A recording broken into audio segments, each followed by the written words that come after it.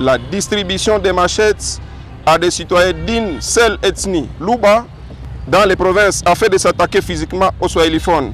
Une telle stratégie n'est rien d'autre qu'un appel au génocide qui risque d'entraîner une spirale de violences incontrôlables. Cette chasse aux swahiliphones ne favorise en rien la cohésion nationale. Au contraire, elle risque d'exacerber les tensions et de pousser les swahiliphones à adopter des mesures d'autodéfense et de réciprocité dans leur terroir.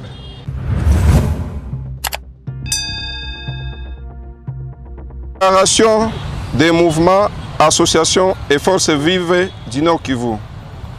La jeunesse du Nord Kivu en général et celle de Goma en particulier exprime sa profonde indignation face aux violences physiques et discriminations dont sont victimes les citoyens congolais swahiliphones à Kinshasa et dans les Kasaï. Ces actes motivés par des accusations infondées, les assimilant à des Rwandais ou à des rebelles sont inacceptables et doivent cesser immédiatement.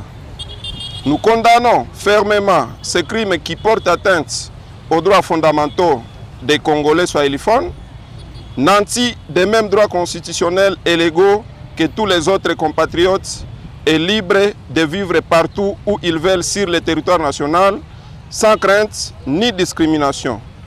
Toute tentative de leur renier les droits ou de les marginaliser est une violation flagrante de la Constitution et des principes d'unité nationale. Nous dénonçons avec la plus grande fermeté la distribution des machettes à des citoyens d'une seule ethnie, Luba, dans les provinces afin de s'attaquer physiquement aux swahiliphones.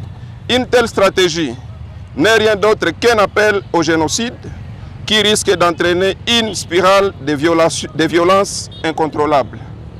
Cette chasse aux swahiliphones ne favorise en rien la cohésion nationale.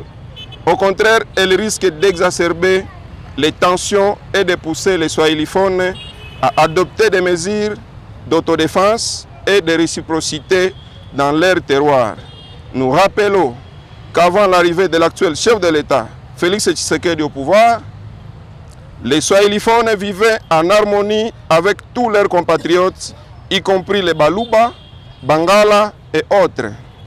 Nous devons continuer à vivre dans cette harmonie après la démission de l'actuel chef de l'État. La haine et la division ne peuvent plus être tolérées car elles menacent la stabilité et l'intégrité de notre nation.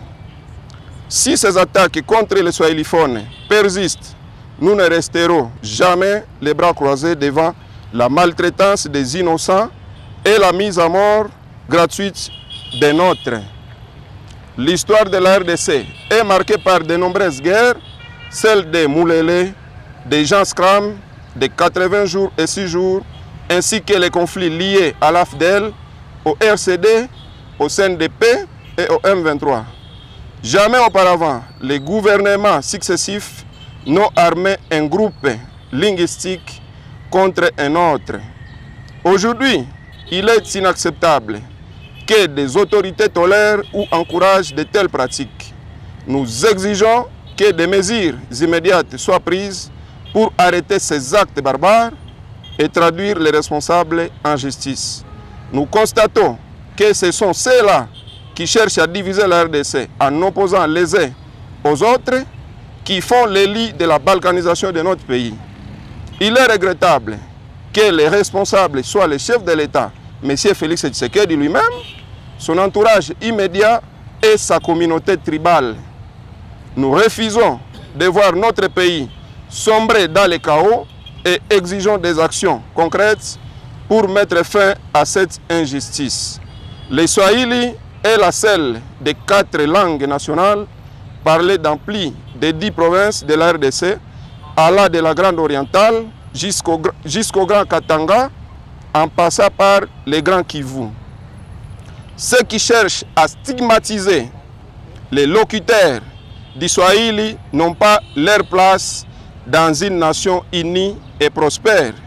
En fait, nous condamnons le silence inacceptable de tous les élites swahiliphones de l'Union sacrée. Leur mutisme face à cette crise constitue une haute trahison envers leurs électeurs et leur communauté. Nous exigeons d'eux une prise de position claire et des sanctions concrètes pour protéger les droits et la dignité des swahiliphones en République démocratique du Congo. Nous alertons la communauté internationale ainsi que la Cour pénale internationale qu'il y a un génocide en cours contre les swahiliphones en République démocratique du Congo et c'est orchestré par le président en exercice, M. Félix Tshisekedi, sa famille politique et son gouvernement. Ainsi, fait à Goma, le 22 février 2025, les mouvements, associations et forces vives de la province du Nord Kivu signent. Je vous remercie.